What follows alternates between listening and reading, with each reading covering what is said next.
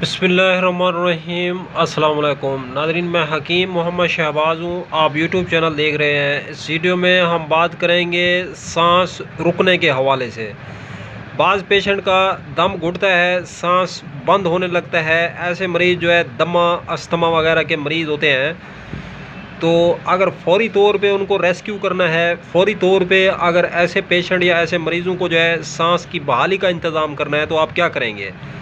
नाज़रीन, आप कहवा बना लें, चाहे सब्ज़ पत्ती का हो, चाहे लेमन ग्रास का हो, या चाहे चाय वाली पत्ती का कहवा हो। कहवे के अंदर एक जुशांदे का जो साशा है, पत्ती है, वो खोल के डाल दें तो मरीज़ को अगर पिला दें तो उसका सांस जो है बहाल हो जाएगा। जो दमे की वजह से जो है खांस खांस के बलगम रेशे की वजह से जो है सांस बंद हो रहा है।